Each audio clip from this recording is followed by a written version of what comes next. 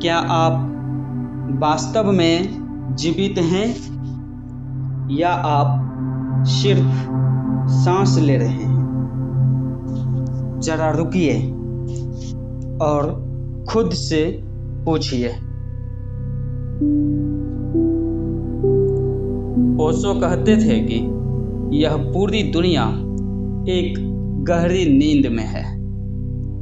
हम चल रहे हैं, बात कर रहे हैं, काम कर रहे हैं, लेकिन भीतर भीतर हम सोए हैं।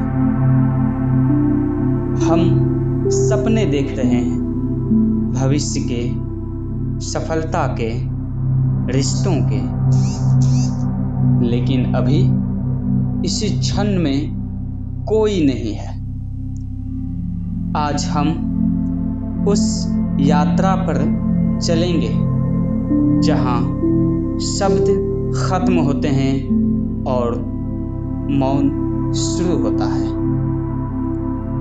आज हम ओशो की उस दृष्टि को समझेंगे जो आपको आपकी नींद से झकझोर कर जगाना चाहती है। ओशो का संदेश कोई सिद्धांत नहीं है, कोई धर्म नहीं है। उनका संदेश एक अलार्म क्लॉक है। क्या आप जानने के लिए तैयार हैं? ओशो कहते हैं, मन एक बीमारी है। सुनने में अजीब लगता है ना? हम तो सोचते हैं हमारा दिमाग ही हमारी ताकत है, लेकिन ओशो कहते हैं आपका मन आपको कभी वर्तमान में नहीं रहने देता। मन या तो अतीत में भटकता है कि कल क्या हुआ था, उसने मुझे क्या कहा, मैंने क्या गलती की, या फिर मन भविष्य में छलांग लगाता है कि कल क्या होगा, मैं क्या बनूंगा, क्या मुझे सुरक्षा मिलेगी। ओशो कहते हैं जीवन ना तो अतीत में है ना भविष्य में, जीवन यही है, अभी, इसी सांस में, इसी धड़कन में। जब आप सोचते हैं तो आप झुक जाते हैं। एक सुंदर फूल को देखने के लिए विचार की नहीं, दृष्टि की जरूरत होती है। ओशो हमें सिखाते हैं कि कैसे अपने ही मन के शोर को बंद करके उस सन्नाटे को सुना जाए जो आपके भीतर हमेशा मौजूद है। इसे ही उन्होंने नो माइंड या शून्य कहा है। ओशो के दर्शन का दूसरा सबसे बड़ा स्तंभ है प्रेम। लेकिन वह प्रेम नहीं जिसे हम फिल्मों में देखते हैं या कहानियों में पढ़ते हैं। हमारा प्रेम कब्जा बन गया है। हम जिसे प्रेम करते हैं उसे पिंजरे में बंद करना चाहते हैं, या वो जिसने मुझसे प्रेम किया है वो मुझे पिंजरे में बंद करना चाहता है। ओशो कहते हैं, प्रेम का अर्थ है स्वतंत्रता। अगर प्रेम बेड़ियां डालता है तो वह प्रेम नहीं, व्यापार है। जरा सोचिए, क्या आप किसी फूल को प्यार करते हैं तो उसे तोड़कर जेब में रख लेते हैं, वह मर जाएगा। अगर आप सच में फूल से प्यार करते हैं तो आप उसे खिलने देंगे, आप उसे हवा और धूप का आनंद लेने देंगे। ओशो समझाते हैं कि प्रेम और ध्यान अलग नहीं है।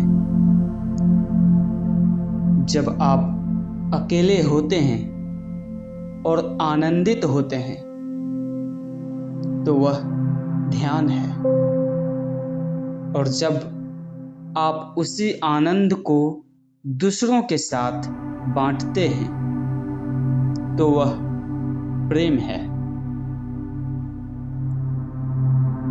इसलिए किसी और में अपनी खुशी मत ढूंढो, पहले खुद से प्रेम करो,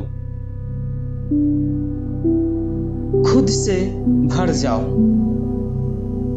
तब तुम्हारा प्रेम किसी भिखारी की तरह मांगने वाला नहीं, बल्कि एक सम्राट की तरह देने वाला होगा। सदियों से हमें सिखाया गया है कि धर्म का मतलब है उदासी, गंभीरता और दुनिया को छोड़कर पहाड़ों पर चले जाना। ओशो ने इसी पूरी अवधारणा को तोड़ दिया। उन्होंने कहा, ईश्वर कोई गंभीर व्यक्ति नहीं है। अगर वह गंभीर होता तो क्या वह तितलियां बनाता? क्या वह फूल खिलाता? क्या वह कोयल को गीत देता? यह अस्तित्व एक उत्सव है। ओशो की सबसे क्रांतिकारी अवधारणा है जोरबा द बुद्धा। इसका मतलब है कि आपको एक ही समय में सांसारिक और आध्यात्मिक दोनों होना है। बाहर से आप जोरबा की तरह जीवन का, भोजन का, संगीत का और नृत्य का आनंद लें, और भीतर से आप बुद्ध की तरह शांत और मौन रहें। भागने की जरूरत नहीं है। बाजार के बीचों बीच खड़े होकर भी हिमालय जैसी शांति रखना, यही ओशो का असली संन्यास है। अंत में ओशो का सबसे कीमती संदेश यही है कि किसी के पीछे मत चलो, ओशो के पीछे भी नहीं। वे कहते थे, मैं तुम्हें कोई रास्ता नहीं देने आया, मैं तुम्हें साहस देने आया हूं। अपना रास्ता खुद खोजने का साहस। भीड़ का हिस्सा मत बनो, शेर की तरह अकेले चलो। अपना सत्य तुम्हें किसी किताब में नहीं मिलेगा, किसी मंदिर में नहीं मिलेगा। वह तुम्हारे भीतर छिपा है। बस थोड़ी सी धूल झाड़ने की जरूरत है। बुद्ध के अंतिम शब्द थे, अप दीपो भव। अपने दीपक स्वयं बनो। गहरी सांस लें और इस क्षण में लौट आए। यही जीवन है।